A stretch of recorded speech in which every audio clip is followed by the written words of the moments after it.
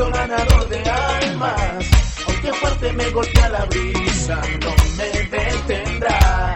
Tú fuiste llamado a derribar gigantes, ganar y consolidar millares, para discipular y enviar. Eres cuadrangular.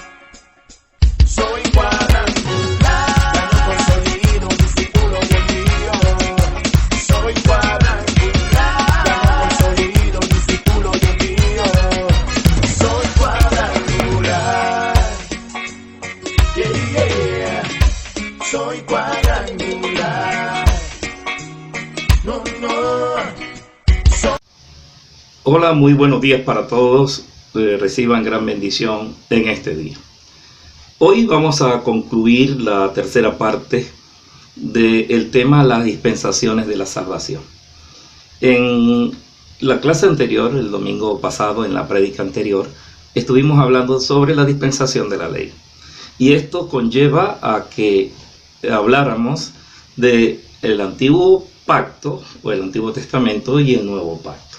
El Antiguo Testamento era la manera como Dios permitía que el hombre se salvara.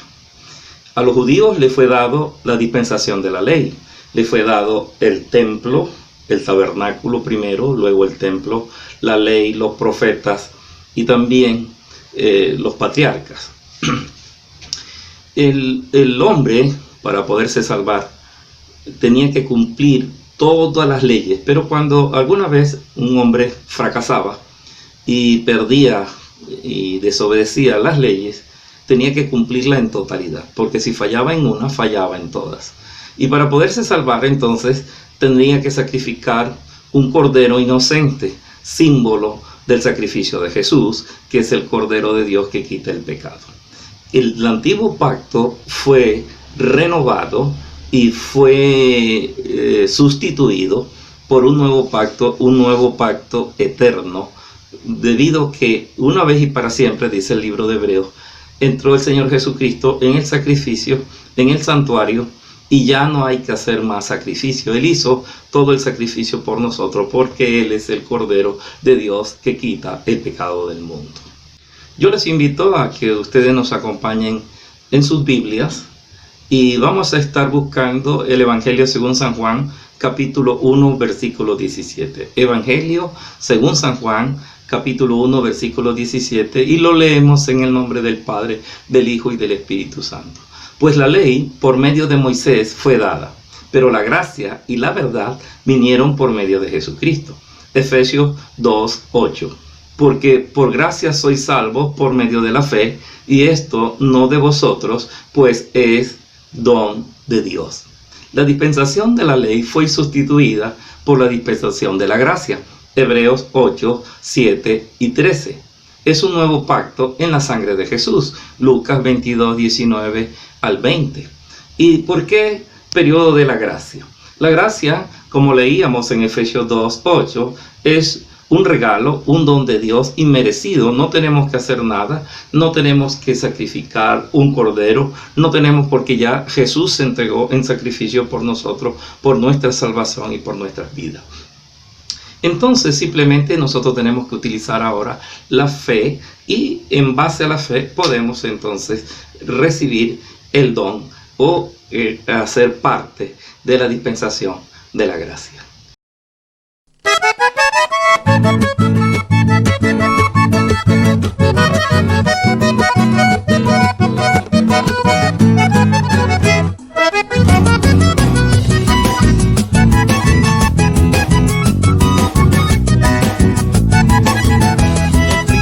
Dios creó los cielos y la tierra, y vio Dios que era bueno en gran manera, y en la tierra puso al hombre para que siempre existiera, y la convirtiera en delicia, señoreara y reprodujera, ay, ay, señoreara y viviera, ay, ay, la cuidara y reprodujera, y el hombre en Edén allí pecó, y lo que era bueno muy malo volvió, y por esta causa el diluvio mandó, y solo Noé y su familia salvó.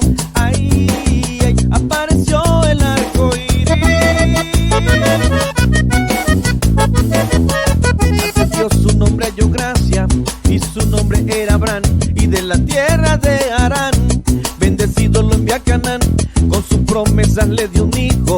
el cual se llamó Isaac.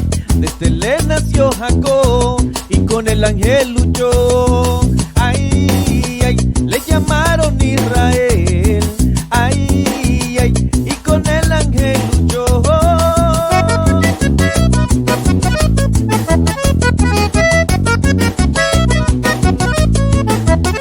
Y José de colores se vistió y sus hermanos a Egipto lo vendió.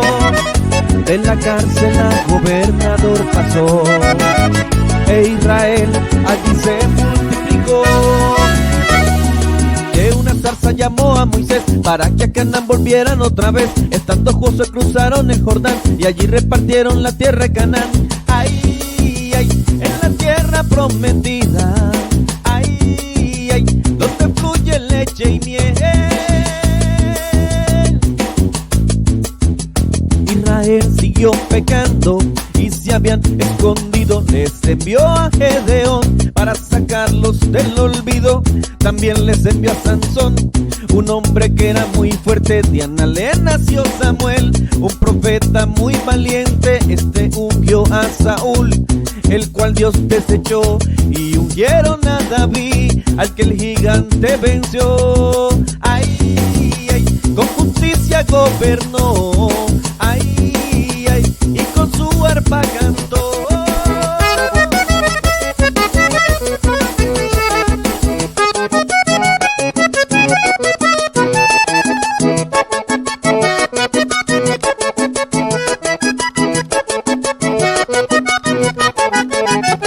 De David nació Salomón, un hombre que era muy sabio. Del vino Roboán, el que dividió a Israel.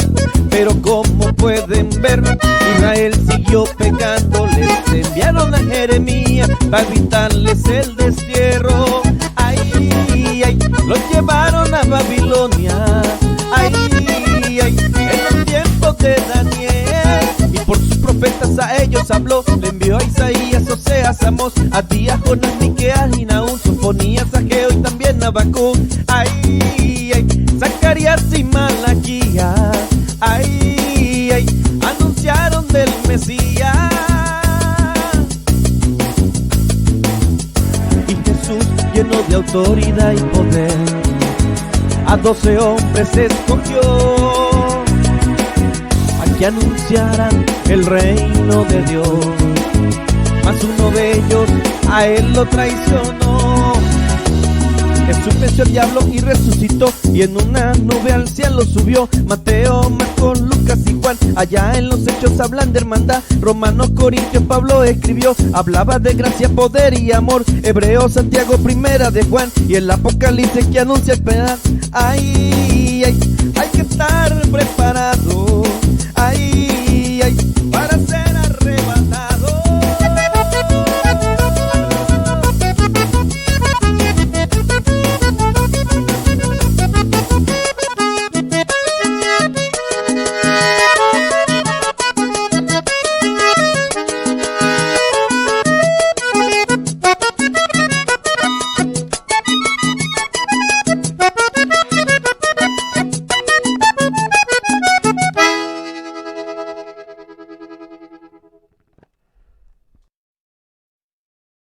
Sexta dispensación, la dispensación de la gracia, o también conocida como la dispensación de la iglesia.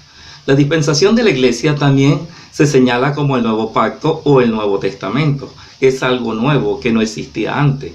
La llamada dispensación de la gracia se abrió camino por medio de la primera venida de Jesús, de su muerte y de su resurrección, descrita en los evangelios. Oficialmente comenzó en el derramamiento del Espíritu Santo en el día de Pentecostés. Hechos capítulo 2. Implica el fin del tiempo de la ley y el ingreso al tiempo de la gracia. Este mismo, o sea, la dispensación de la gracia, se extiende en la Biblia hasta el último libro, el libro de Apocalipsis, culminando con el rapto de la iglesia de Jesucristo. El nuevo pacto muestra cuán universal y perfecta es la obra de nuestro Señor Jesucristo, llevada a cabo en la cruz.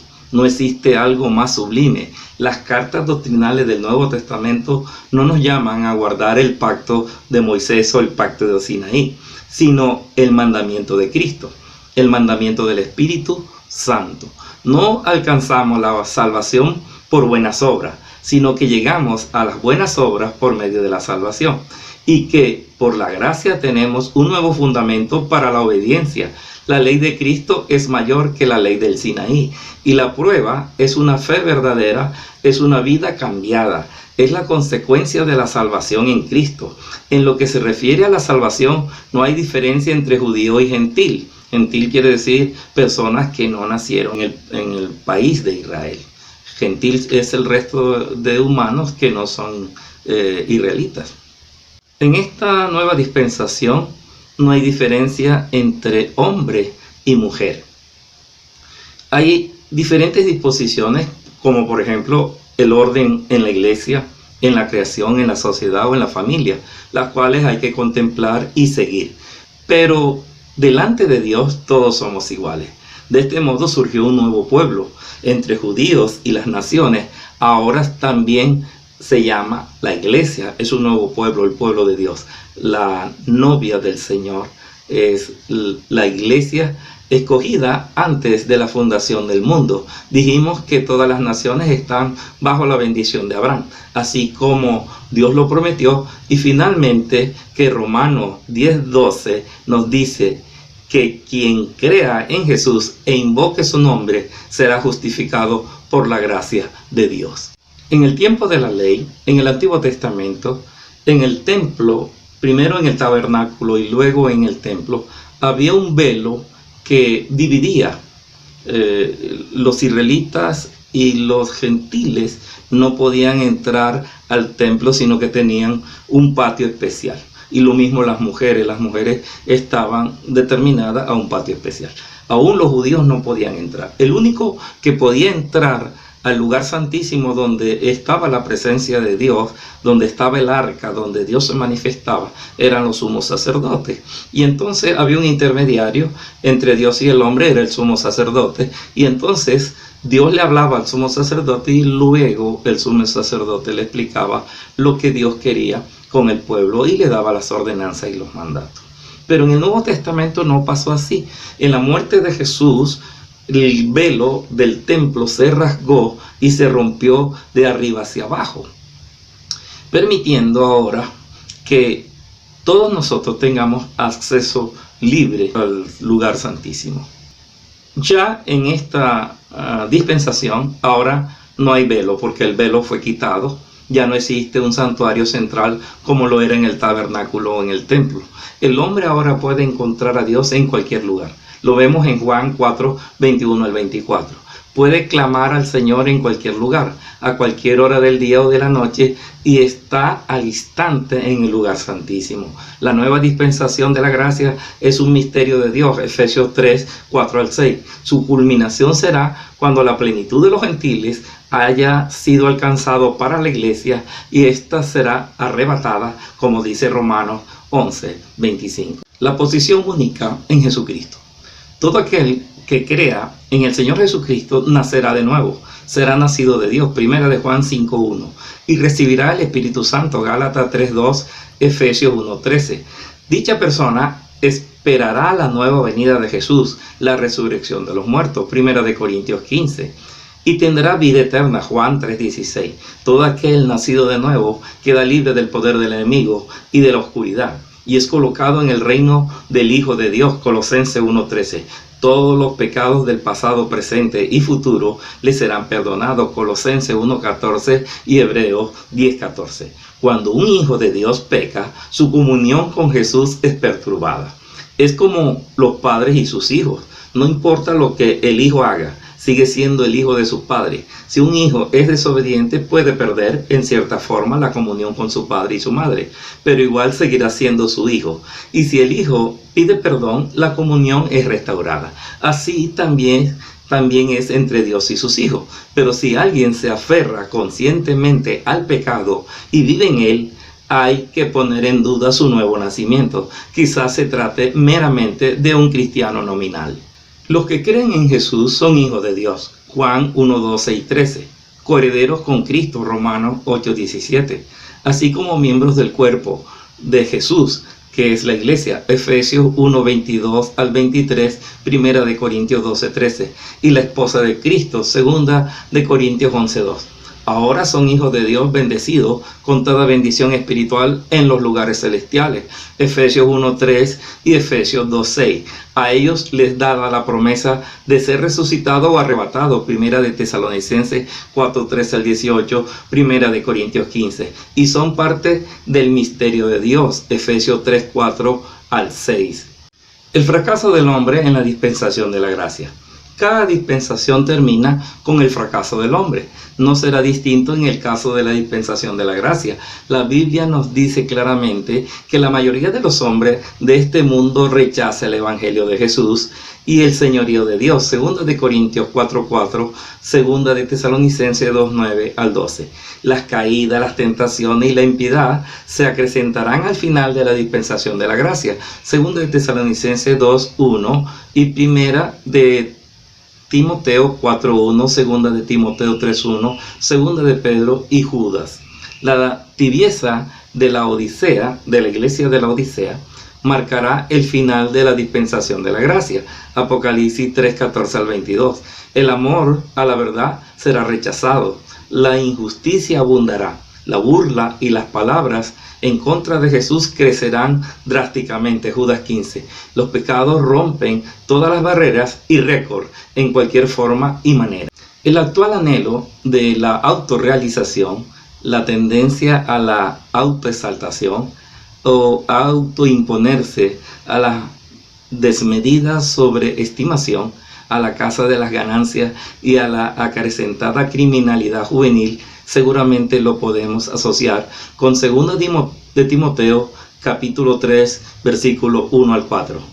También debes saber esto, que en los posteriores días vendrán tiempos peligrosos, porque habrá hombres amadores de sí mismos, avaros, vanagloriosos, soberbios, blasfemos, desobedientes a los padres, ingratos, impíos, sin afecto natural, implacables, calumniadores, intemperantes, crueles, aborrecedores de lo bueno, traidores, impetuosos, infatuados, amadores de los deleites más que de Dios. El ateísmo actual se convirtió en una nueva religión. Es la caída de las creencias bíblicas antes aceptadas en el mundo occidental, caracterizado por el cristianismo. La Biblia describe esta caída de los tiempos finales en muchos lugares. Primera de Timoteo 4:1. Pero el Espíritu dice claramente que en los días postreros algunos apostatarán de la fe, escuchando a espíritus engañadores y a doctrina de demonios. Segunda de Timoteo 3:1 y versículos subsiguientes también lo habla, como Segunda de Tesalonicenses 2:3, Segunda de Pedro 3:3, Judas 18 y 19. Las consecuencias de la caída de la dispensación de la gracia. La iglesia es arrebatada. Dios se inclina hacia el remanente de Israel. Romanos 11, 25 al 28. En Apocalipsis, la ira de Dios viene sobre este mundo. Romanos 1, 18, Romanos 5, 9, Primera de Tesalonicenses 1, 10, Primera de Tesalonicenses 5, 9, Apocalipsis 6, 16, Apocalipsis 6, 17, Apocalipsis 11, 18. Se lleva a cabo la denominada Gran Tribulación. Un reino anticristiano se levanta con el señorío de dos bestias. Segunda de Tesalonicenses capítulo 2, Apocalipsis capítulo 13. Finalmente llega la batalla de Armagedón entre Israel y las naciones. Apocalipsis 16, 16, Zacarías 12, 3, Joel 4, 1 y 2.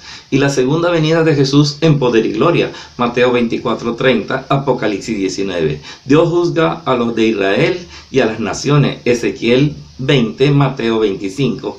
El dictador anticristiano y el falso profeta son destruidos. Segunda de Tesalonicenses 2:8, Apocalipsis 19, 20 al 21 y Zacarías capítulo 11. La última dispensación antes de la segunda venida de Jesús. La Biblia dice claramente que la dispensación de la iglesia o la dispensación de la gracia es la última antes del regreso de Jesús. Y estas cosas les acontecieron como ejemplo y están escritas para amonestarnos a nosotros, a quienes han alcanzado los fines de los siglos. Primero de Corintios capítulo 10 versículo 11, Primera de Pedro 4:7. El próximo suceso que espera la iglesia de Jesús es el rapto. Hebreos 9:26.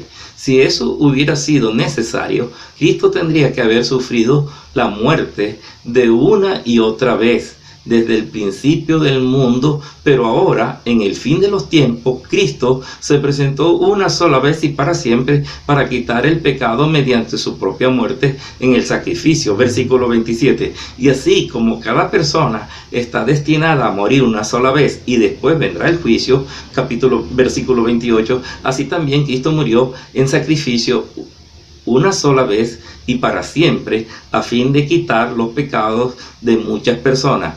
Cristo vendrá otra vez no para ocuparse de nuestros pecados, sino para traer salvación a todos los que esperan con anhelo su venida. Nueva traducción viviente. Vemos con suficiente claridad que no tenemos que esperar otro suceso más que la segunda venida de Jesús. La iglesia como tal puede esperar el regreso de Jesús en cualquier momento, pero ¿en qué generación sucederá? Esa ya es otra historia. El fin de la dispensación de la gracia alcanza su última hora. Esta está vinculada con el engaño del anticristo. Así está escrito en 1 de Juan 2:18. Hijitos, ya es el último tiempo. Y según vosotros oíste que el anticristo viene, así ahora han surgido muchos anticristos. Por esto conocemos que es el último tiempo. Debemos partir de la base que Juan escribió proféticamente más allá de su época, para el último tiempo. Esto ya podría haber sucedido en aquel entonces. Los cristianos esperaban en cualquier momento el regreso de Jesús. Ya en el tiempo de Juan existían las primeras señales de la última hora. Pero la última hora recién vendrá cuando el anticristo mismo se levante y engañe a todo el mundo, como deja entrever Apocalipsis 3 del 10 al 11. Por cuanto has guardado la palabra de mi paciencia, yo también te guardaré de la hora de la prueba que ha de venir sobre el mundo entero, para probar a los que moran sobre la tierra. He aquí, yo vengo pronto. Retén lo que tienes para que ninguno tome tu corona. Tenemos muchas razones para creer que la iglesia será arrebatada antes de la hora de la prueba del anticristo. Si el Señor vuelve pronto, yo creo que ya está a la puerta. La dispensación de la gracia o de la iglesia está terminando. Estas señales que estamos viendo, lo que está aconteciendo en el mundo entero, es la señal más visible que el tiempo de la gracia está llegando a su fin. La iglesia tiene que aprovechar este último momento que le queda para evangelizar y para llevar el evangelio hasta lo último de la tierra. La mies es mucha, hay gran necesidad y pocos obreros al campo van.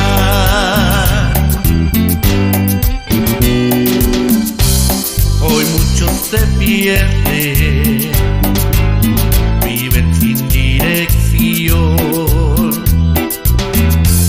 vagan como ovejas sin pastor. Heme aquí, envíame a mí. Heme aquí,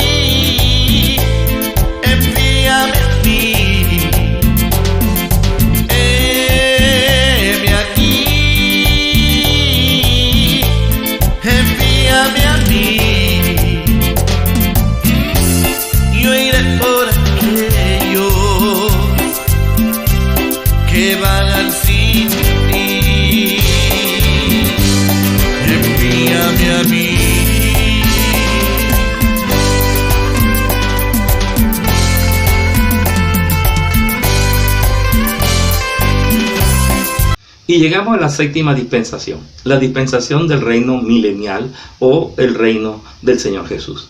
En la dispensación, después de Pentecostés, vimos que Dios se alejó de Israel con su obra de salvación y se acercó a las demás naciones. En el Antiguo Testamento, Israel era el centro desde el cual Dios se revelaba a sí mismo y a su palabra. Pero Israel desechó al Mesías, así que en el año 70 después de Cristo, con la destrucción del templo y la dispersión de los judíos o la diáspora de los judíos por todo el mundo, Dios terminó su historia con Israel y comenzó a agrupar a su pueblo de entre todas las naciones. En esta dispensación de la gracia existieron dos momentos de transición, uno al comienzo y otro al final de la misma. El primer momento de transición lo encontramos en el libro de los Hechos, cuando el Evangelio pasó por primera vez de los judíos a los gentiles. El libro de los Hechos es un libro de transición. Jesús mismo dividió el libro de los Hechos en tres partes principales, como lo leemos en Hechos capítulo 1, versículo 8. Al decir: pero recibiréis poder cuando haya venido sobre vosotros el Espíritu Santo y me seréis testigos, primero en Jerusalén, segundo en toda Judea y en Samaria, y tercero hasta lo último de la tierra.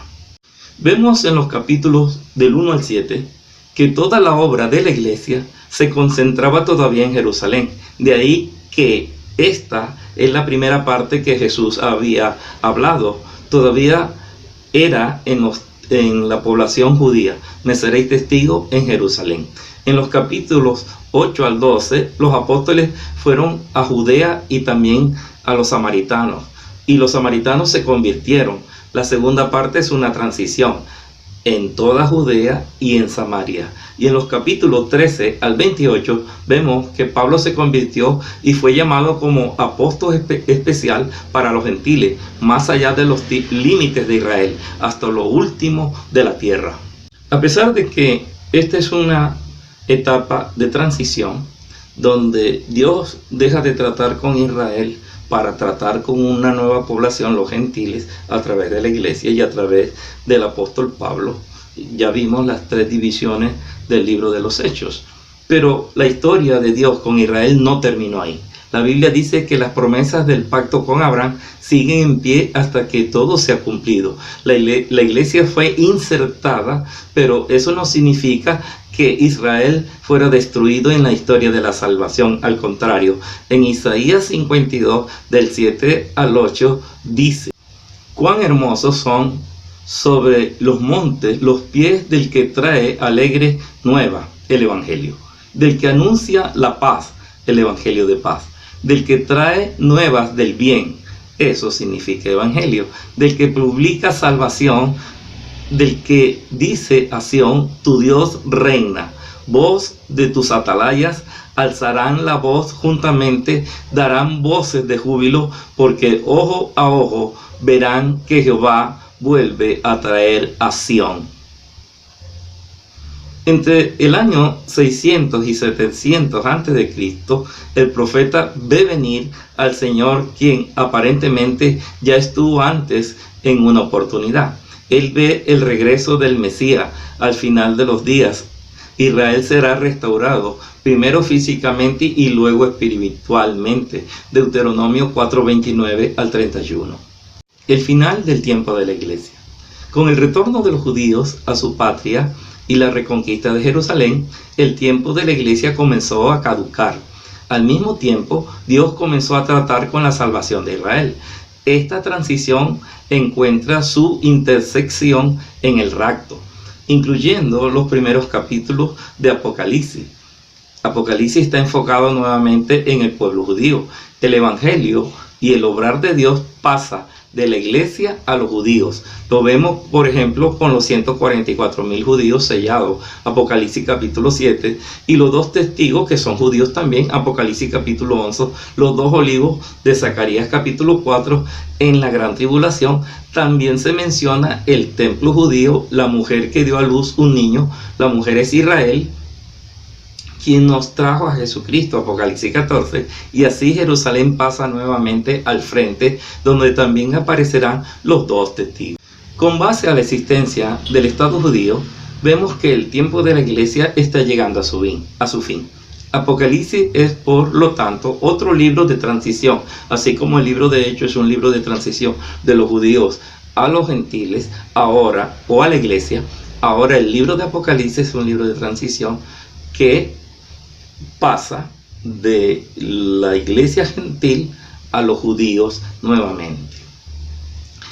Así como el libro de los Hechos, Jesús lo divide en 3 partes, ahora el libro de Apocalipsis es dividido en 3 partes principales. Jesús le dijo a Juan: escribe primero las cosas que han visto, segundo, las que son, y tercero, las que han de ser después de estas cosas. Apocalipsis capítulo 1, versículo 19. Lo primero, las cosas que has visto. Es el capítulo 1 del libro de Apocalipsis. La gloria de Jesús, la que Juan pudo ver. Lo segundo, las cosas que son los capítulos 2 y 3. Este es el tiempo de la iglesia representada por las 7 cartas. Y lo tercero, las que han de ser después de estas cosas, son los capítulos 4 al 22. Capítulos 4 al 22 son los sucesos después del tiempo de la iglesia. Por eso, a partir del capítulo 4, muchas cosas vuelven a ser judías. Por eso es interesante que usted aprenda a estudiar las dispensaciones, y aquí se la vamos a dejar grabada en estos programas para que usted pueda volverla y estudiarla y analizarla y degustarla con paciencia y cuidado. Por eso, de una mala interpretación de las dispensaciones han salido malas interpretaciones y diferentes clases de religiones y sectas religiosas. En ningún momento dice que los 144.000 son pertenecientes a alguna determinada religión. No son testigos de Jehová, son judíos. Los 144.000 son judíos, no son testigos de Jehová. Después de la tribulación, vuelve el Señor en gloria para establecer su reino mesiánico. ¿Y a dónde vuelve? A Jerusalén, en Israel. Mateo 24, versículos 29 al 31. E inmediatamente después de la tribulación de aquellos días, el sol se oscurecerá, y la luna no dará su resplandor, y las estrellas caerán del cielo, y la potencia de los cielos serán conmovidas. Entonces aparecerá la señal del Hijo del Hombre en el cielo, y entonces lamentarán todas las tribus de la tierra, y verán al Hijo del Hombre viniendo sobre las nubes del cielo con poder y gran gloria. Y enviará sus ángeles con gran voz de trompeta, y juntarán a sus escogidos de los 4 vientos desde un extremo del cielo hasta el otro. Mateo capítulo 25, versículo 31 dice: cuando el Hijo del Hombre venga en su gloria y todos los santos ángeles con él, entonces se sentará en el trono de gloria. En el contexto queda claro que este trono de su gloria estará en la ciudad de Jerusalén, en la ciudad terrenal de Jerusalén. Jesús vuelve a la tierra y gobernará desde Jerusalén. Lucas capítulo 1 y capítulo 2 ya habla sobre el reino de Jesús. Los reinos de esta tierra le serán entregados al Señor, Apocalipsis capítulo 11, y que Él es rey sobre todos los príncipes de la tierra, Apocalipsis capítulo 1. Señales del reino mesiánico de paz. Jesús vuelve con sus santos en poder y gloria. Judas 14, Colosenses 3:3, Colosenses 4:1, Primera de Tesalonicenses 3:13, Segunda de Tesalonicenses 1:7 y Zacarías 14:5. E Israel será rescatado, Romanos 11, 25 al 27, Isaías 1:27, Ezequiel 36:33. Todos los judíos dispersos serán reunidos, Mateo 24:31, Isaías 27:13, Isaías 66, 20 al 21, Salmos 52 al 5. La tierra será reconquistada para Dios y liberada del señorío de Satanás. Eso repercutirá positivamente en toda la creación, el hombre, los animales y la naturaleza, y la tierra será renovada o renacida. Ezequiel 47, Isaías 65, 17 al 25, Romanos 8, 19 al 25, Segunda de Tesalonicenses 2, 8, Mateo 19, 28. Satanás será atado por 1000 años. Eso concuerda con la duración del reino mesiánico sobre la tierra, Apocalipsis 20 del 1 al 3. Jesús se sentará como Mesías en el trono de David en Jerusalén. Lucas capítulo 1, 32, Salmo 132, 11, Salmo 89, 5 y Zacarías 14 del 8 al 11. Los habitantes de Israel no judíos serán integrados al país y al pueblo como judíos nativos. En cierto sentido se llega a un estado palestino en Israel. Los extranjeros que hayan tenido hijos en Israel, o sea los palestinos, recibirán una parte del territorio como herencia. Ezequiel 47, 21 al 23, Zacarías 9 del 6 al 7. El Señor reinará desde Sión, Isaías 24, 23. Y será rey sobre toda la tierra, Apocalipsis 19, 6, Zacarías 14, 9. Será un señorío teocrático, Apocalipsis 2, 26 al 27, Apocalipsis 2, 12, 5, Salmo 2. Y Dios vivirá entre los hombres, Apocalipsis 21 del 1 al 4. De ahí que habrá justicia y paz entre todos los pueblos, Isaías 2, 4, Isaías 9, 6, Isaías 57, 19, Isaías 62, 12.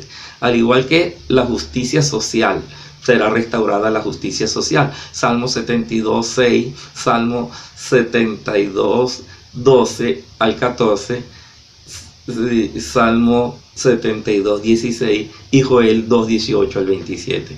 El reinado tendrá condiciones paradisíacas. Será un tiempo increíble para este mundo cansado y lleno de conflictos, el tiempo dorado, el cual anhela la humanidad. Habrá comenzado, los gemidos de la creación serán silenciados y la paz y la prosperidad florecerán. Salmo 72. Será una realidad cuando el Salvador levante su reluciente reinado sobre la tierra. El reiterado fracaso de la humanidad. El tiempo del reinado demuestra que el hombre, a pesar de las mejores condiciones, como antes nunca había un rey sobre la tierra, sigue siendo un pecador. Nadie puede decir que Dios es malo. Hizo todo para salvar a los hombres y al final del tiempo lo dio todo en su Hijo. En el reino milenario los hombres lo verán incluso cara a cara, pero el hombre fracasó en cada tiempo. También fracasará en el último. Satanás engaña nuevamente a los hombres y los ejércitos de Gog y Magog se juntarán contra Cristo. Apocalipsis 27 al 9. Las consecuencias de la rebelión. Se llega a un juicio de fuego y a la destrucción de la tierra. Apocalipsis 29, 2 de Pedro 3, 10 al 13. Satanás es juzgado. Apocalipsis 20, 10 y arrojado al lago de fuego, al igual que la muerte. Apocalipsis 20, 10 al 15. Dios juzga en el juicio final a todos los hombres incrédulos. Apocalipsis 20, 11 al 15. Hay un nuevo cielo y una nueva tierra. Apocalipsis 21, 2, 2 de Pedro 3, 13. Dios será todo en todo. 1 de Corintios 15, 23 al 28. Del juicio final hay que decir que todo aquel que cree en Jesús e invoca su nombre será salvo incondicionalmente. Las promesas más valiosas, eternas y celestiales le serán dadas. Pero quien ignore al dador de estos regalos no recibirá la gracia alguna al final.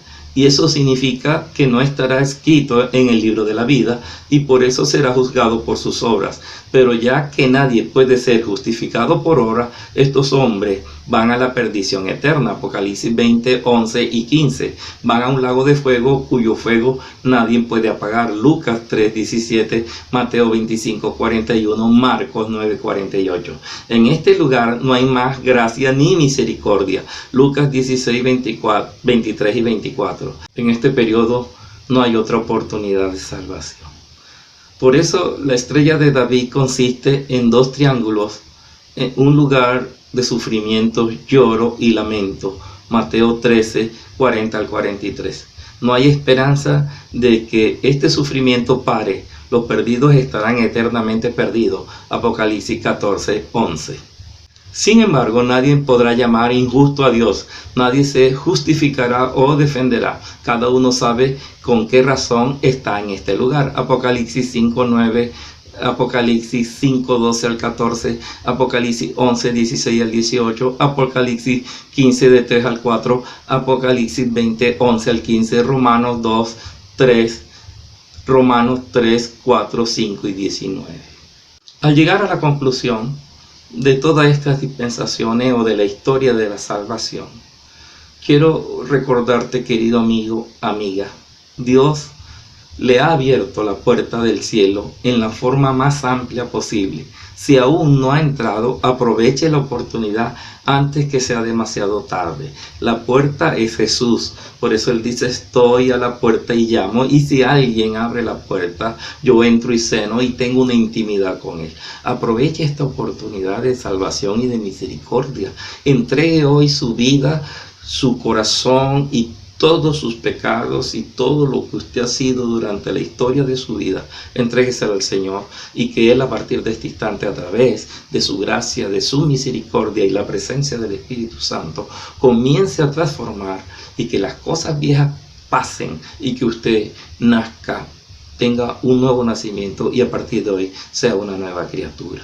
Por eso, aproveche la oportunidad antes que sea demasiado tarde. La puerta que es Jesús está a punto de cerrarse. Pase ahora. Está invitado a un gran banquete, al cual no necesita llevar nada más que su presencia, su fe y su creencia. Acepte a Jesús en esta mañana y verá cómo su vida será transformada.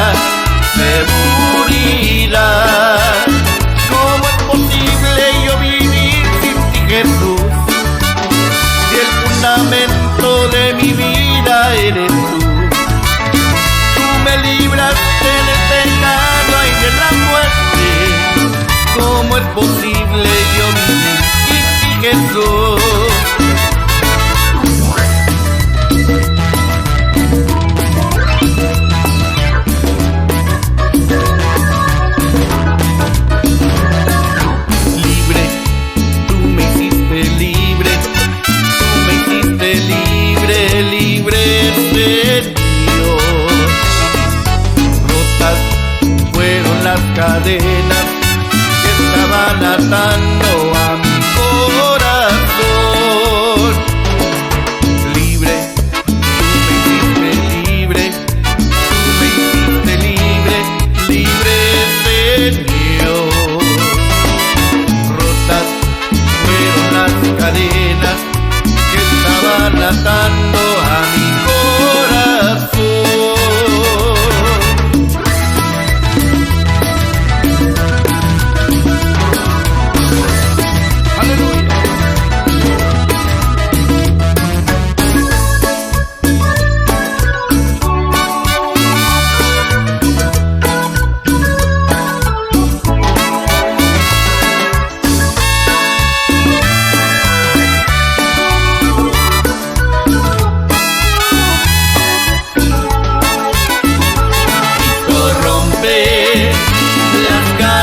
Yo quiero que me acompañen en esta sencilla oración. Padre que estás en el cielo, hemos escuchado la historia a través de este estudio sobre la dispensación o la historia de la salvación a través de las diferentes etapas y épocas de la humanidad.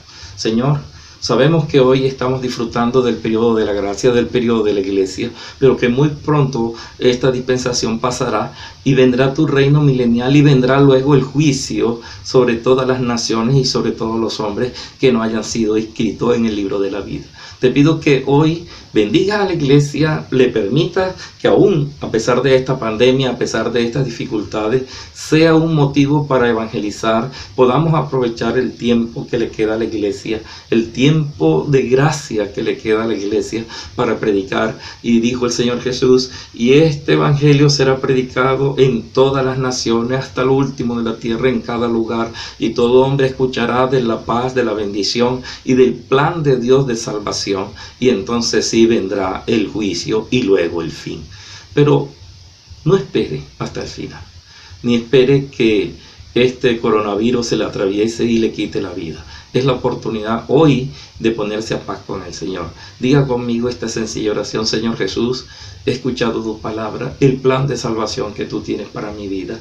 Yo te pido y me acojo al sacrificio que hiciste en la cruz. Perdona mis pecados, anota mi nombre en el libro de la vida, bórralo del libro de la muerte. Y si por alguna circunstancia mi vida se dirige a algún lugar, quiero que se dirija a ti, Señor. Dame la oportunidad de nacer de nuevo, y que si tengo que partir de este mundo, sea a tu presencia, a un mundo diferente, a un mundo sin llanto, sin dolor, un mundo lleno de paz y de bendición. Padre mío, manda a tu Santo Espíritu que haga morada en mi corazón, me oriente y me ayude a tomar las decisiones importantes en esta vida. Señor, también quiero orar por aquellos que están sufriendo y que sobre todo están enfermos. Hay una amenaza con este virus del coronavirus que está atacando a muchas personas, inclusive a creyentes, y hay muchos creyentes inclusive enfermos y que se debaten hoy en una urgencia, en una unidad de cuidados intensivos.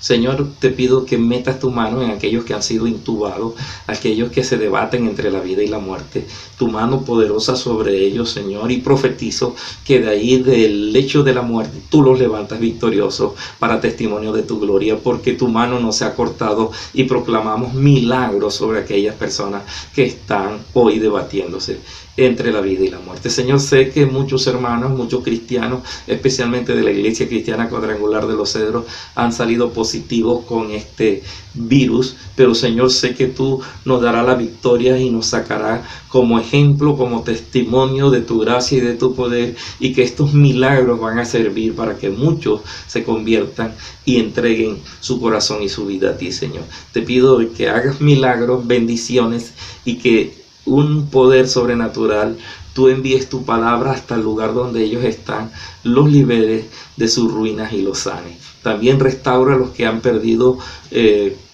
cuestiones materiales, los que han perdido sus bienes, restaura, dale la sabiduría y la inteligencia, dale la oportunidad de restaurar y de recomponer las cosas materiales.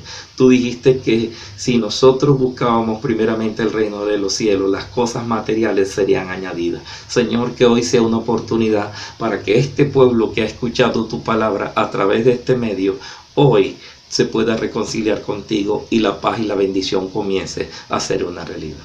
Si le ha gustado esta enseñanza, suscríbase a nuestro canal, dele un like y también active la campanita allí de las notificaciones. Compártalas con su familia y sé que hay una gran bendición en la próxima enseñanza. Nos vemos, que el Señor los bendiga grandemente y hasta una nueva oportunidad.